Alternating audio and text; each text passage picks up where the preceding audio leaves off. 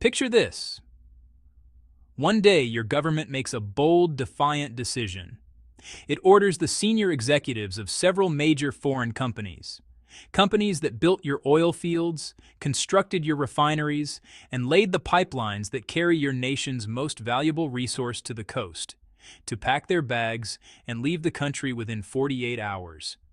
The announcement is framed as a matter of national dignity, of sovereignty, of standing up for your workers and reclaiming what belongs to your people. The crowds cheer. The military government looks strong. The message is clear. This country answers to no one. And then, within less than a week, the price of diesel at your fuel stations jumps by 300%. The lights in your capital city begin going out at night. Factories shut down. Gas stations run dry. Ordinary citizens who were already surviving on less than $2 a day suddenly find themselves unable to afford the fuel needed to cook a meal or travel to work. And the same government that was making bold speeches about sovereignty is now quietly, urgently, and rather desperately reaching back out to the very people it just expelled, asking them to come back. This is not a hypothetical. This is exactly what happened in Niger in March 2025. And the full story of how it unfolded, what led to it, why China responded the way it did, and what it means for Africa's relationship with its most powerful development partner, is one of the most revealing economic and geopolitical stories of the year. Welcome to Frontline Reports. I'm Nico, and tonight we're going to tell you the complete story of Niger, China, and the 300% fuel price disaster that changed everything. To understand this story properly, you first need to understand where Niger actually stands as a country. Because the gap between what Niger has in the ground and what Niger has in the pockets of its citizens is one of the starkest contradictions on the African continent.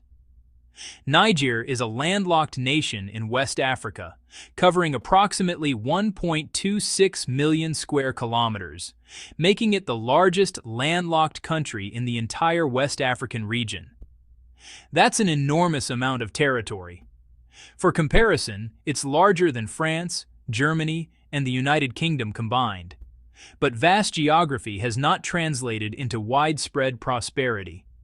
Niger's population stands at just over 27 million people. And by virtually every measure of economic development, Niger ranks among the most impoverished nations on Earth. In 2023, the country's per capita gross domestic product, the average economic output per person, was recorded at just $642. Not per month, per year. To put that in perspective, $642 per year works out to roughly $1.75 per day.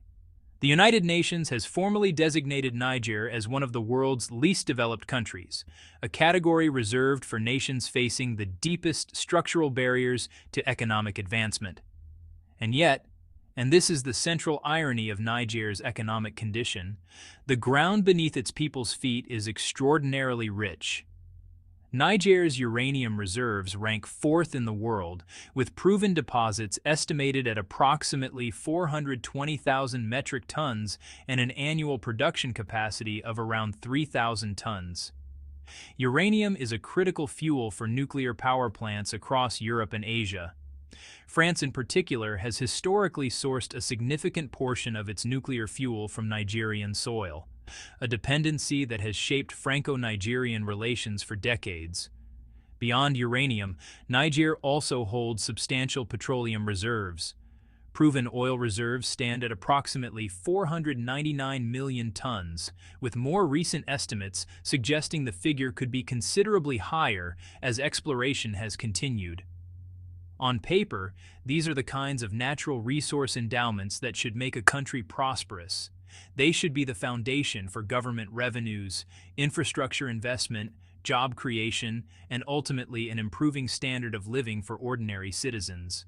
But resources buried in the ground are worth nothing if you don't have the technology to extract them, the infrastructure to transport them, and the industrial capacity to refine them into usable products.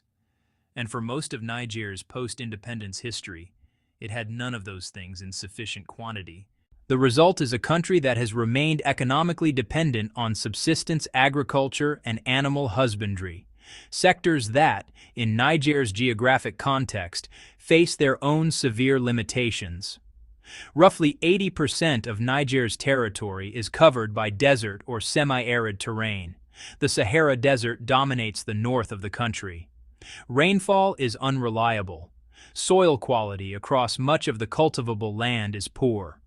Only a narrow band of drought-resistant crops can be grown reliably, and yields are frequently inadequate to meet domestic food demand, forcing Niger to import staple goods it cannot produce in sufficient quantities at home. Animal husbandry has historically been somewhat more viable. Niger maintains a livestock inventory of approximately 30 million animals, and the sector constitutes a meaningful pillar of the agricultural economy.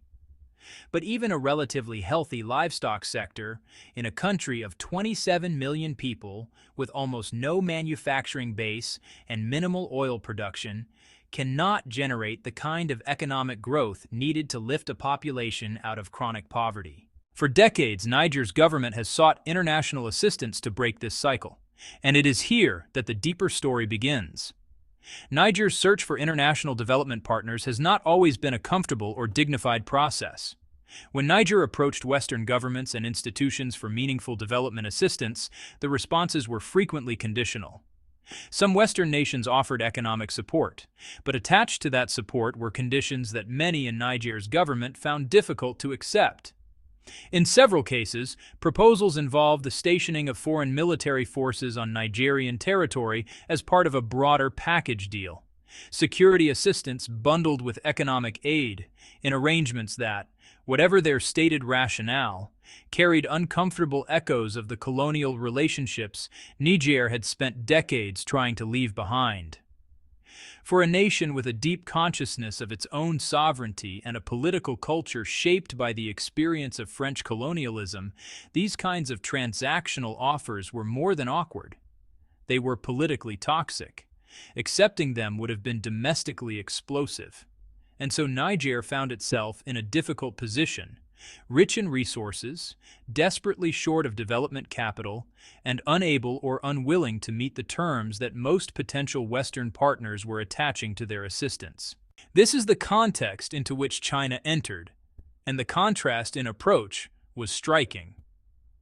China, which had spent the preceding 2 decades building an expansive economic and diplomatic presence across the African continent, came to Niger with a different model. Chinese engagement in Africa has been characterized and criticized from many different angles. But whatever one thinks of China's broader motivations and strategic interests, the practical reality in Niger was straightforward. China was willing to invest where others were not, and it generally did so without attaching the kind of political conditions that Western partners insisted on. China's early assistance to Niger focused on addressing some of the country's most immediate agricultural development challenges. As far back as August 2004, China delivered 290 tons of agricultural fertilizer to the Niger government, a practical contribution aimed at boosting food production in a country chronically unable to feed itself from domestic sources. This was followed by the provision of 11,000 water pumps and associated spare parts designed to help modernize and expand Niger's agricultural irrigation infrastructure.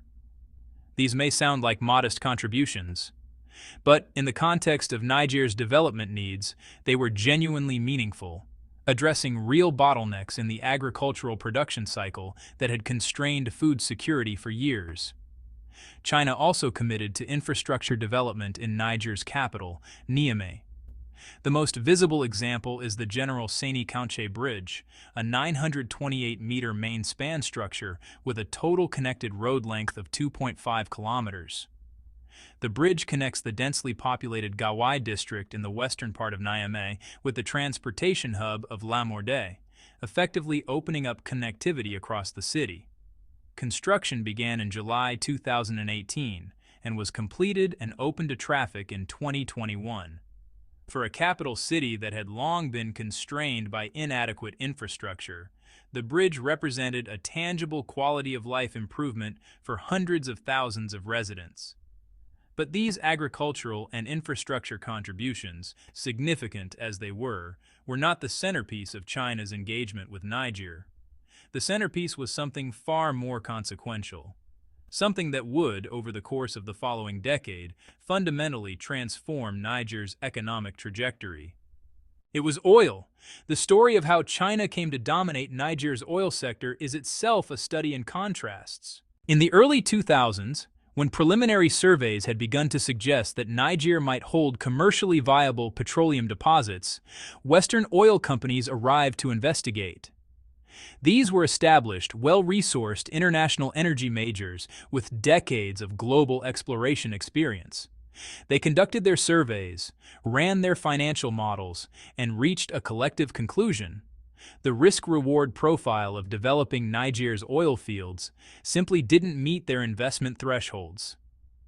The deposits were real, but the infrastructure required to extract them, transport them across hundreds of kilometers of remote desert terrain, and bring them to market would require enormous capital investment for what they calculated would be relatively modest returns by global energy industry standards. One by one, the Western oil companies withdrew from Niger, leaving the country's petroleum wealth to sit in the ground exactly as it had for decades. Chinese oil companies reached a different conclusion. In what would prove to be a watershed moment in Niger's economic history, Chinese energy firms agreed to sign an upstream-downstream integrated cooperation agreement with the Niger government, covering the Agadem oil field, the most significant of Niger's known petroleum deposits. The agreement, structured as a 22-year cooperation framework, committed China to developing the full oil production chain, from extraction in the field through transportation to the refinery, and from the refinery to domestic distribution and export. Total Chinese investment across the various components of this project reached approximately $5 billion. The scope of what was built is, honestly, remarkable. The Agadem oil field itself was developed and brought into production, with proven recoverable reserves ultimately assessed at 324 million barrels. The Zinder refinery, built and operated by Chinese companies, was constructed with a daily processing capacity of 20,000 barrels of crude oil, and connecting the production fields in the remote northeast of the country to the refinery and beyond, Chinese engineers designed and built a 462-kilometer oil pipeline running across some of the most inhospitable terrain on Earth's open desert, with surface temperatures regularly exceeding 50 degrees Celsius. The transformation this investment produced in Niger's energy situation was dramatic and almost immediate. Before China's oil project came online, Niger was entirely dependent on imported refined petroleum products to meet its domestic energy needs. Every liter of diesel fuel that powered Niger's generators, its vehicles, and its cooking stoves had to be purchased on international markets and transported into the country at considerable cost. The price of fuel was high, roughly 250 CFA francs, or approximately 40 to 45 cents per liter, for a population whose income levels made even that price a significant burden. After the Zinder refinery came into operation, the domestic price of fuel fell sharply, dropping to the equivalent of approximately $1 per liter for many refined products, with some sources noting even more dramatic reductions in certain categories. But more importantly, Niger was no longer simply a consumer of imported oil. For the first time in its history, it was a producer and, through the development of export infrastructure, a petroleum exporter. The numbers associated with these projects are striking in the context of Niger's overall economic scale. According to official Chinese statistics, the upstream-downstream integrated cooperation covering the Agadem oil field accounts for approximately 1/8 of Niger's total gross domestic product, roughly 12 to 13%. The tax revenues generated by Chinese oil operations represent approximately 1/8 of Niger's total government tax income. And the projects have directly created more than 4,000 formal employment positions. significant in a formal labor market as constrained as Niger's. Beyond the headline economic figures, the oil projects have supported improvements in areas of social development that matter enormously to ordinary Nigerians: contributions to local health facilities, educational infrastructure, and community development programs that have made a tangible difference in the daily lives of people living in proximity to the oil operations. Even as the Agadem production system and Zinder refinery transformed Niger's domestic energy situation, the country's ambition extended further. To fully monetize its petroleum wealth on international markets, Niger needed a way to move large volumes of crude oil to a deep-water export terminal. And landlocked Niger had only one realistic option: build a pipeline across a neighboring country to the coast. The solution was the Niger-Benin pipeline, a project that, when completed, would rank as the largest infrastructure construction project in Niger's history since independence in 1960. The pipeline's design specifications are impressive, stretching approximately 1,980 kilometers in total length, of which 1,275 kilometers run through Nigerian territory and approximately 675 kilometers through Benin, plus around 30 kilometers of underwater pipeline in Beninese coastal waters. The system is engineered to transport up to 90,000 barrels of crude oil per day from the Agadem production area to the port of Semé in Benin. At the port terminus, supporting infrastructure includes 3 100,000 cubic meter crude oil storage tanks, pumping stations, power generation and distribution facilities, and the operational support infrastructure needed to handle the loading of export tankers. Construction on the Niger side began officially in October 2021. When completed, the pipeline was expected to redirect approximately 90% of Niger's oil exports through this single corridor, making it not just an infrastructure project, but the primary economic artery of the country's petroleum future. By the end of 2023, Niger had successfully transitioned from being a marginal oil producer to a functioning crude oil exporter. Annual export volumes exceeded 500,000 tons, generating export revenues of more than $1.3 billion per year. By 2024, Chinese oil operations in Niger collectively accounted for approximately 10% of the country's GDP, while providing 12.5% of government tax revenues. The International Monetary Fund, in projections made before the political crisis of 2025 erupted, had forecast that Niger's economic growth rate could reach 15% or higher in the near term, with the oil sector's share of GDP projected to expand from roughly 4% to 28% over the coming years. For a country with an annual GDP of less than $20 billion and a per capita income of $642, those projections represented nothing less than a transformational economic opportunity. Hundreds of billions of dollars in potential petroleum revenue, flowing into a national economy that had spent its entire post-independence existence as one of the world's poorest. Almost none of this would have existed without China. That fact is not a matter of political interpretation or rhetorical framing. It is a straightforward assessment of the historical record. Western energy companies surveyed Niger's oil fields, calculated the returns, and walked away. Chinese companies surveyed the same fields, made a different calculation, and built everything: the wells, the pipeline, the refinery, the export corridor. Every significant link in Niger's oil production chain was financed, constructed, and operated by Chinese entities, which makes what happened next all the more remarkable, and in retrospect, all the more self-destructive. In 2025, something changed in Niger. The country had been under military government since a coup in July 2023, when the democratically elected President Mohamed Bazoum was overthrown by elements of the Presidential Guard. The military junta that took power, the National Council for the Safeguard of the Homeland, initially maintained broadly cooperative relations with Chinese companies operating in Niger. The economic logic of those relationships was too important to simply discard overnight. But by early 2025, the junta's approach to its Chinese partners had shifted in ways that would rapidly escalate into a serious confrontation. The official trigger for the crisis was a salary dispute. The Niger military government publicly alleged that Chinese managers and technical personnel at oil facilities were being paid salaries 3 to 4 times higher than their Nigerian counterparts. The government further claimed that Chinese companies were not hiring enough local subcontractors, in violation of agreements requiring a certain level of local content and employment. On the surface, this sounds like a straightforward labor rights issue. But look more carefully at the context, and a more complicated picture emerges.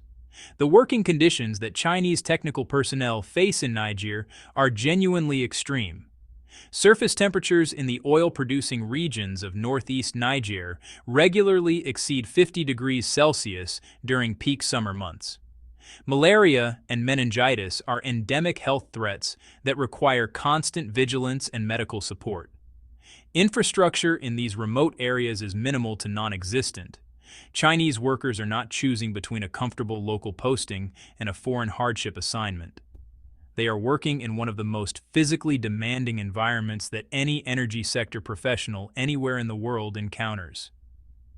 Beyond the environmental hardship, Chinese technical personnel bring with them years of specialized training in petroleum engineering, refinery operations, pipeline management, and the dozens of other technical disciplines that a functioning oil production system requires.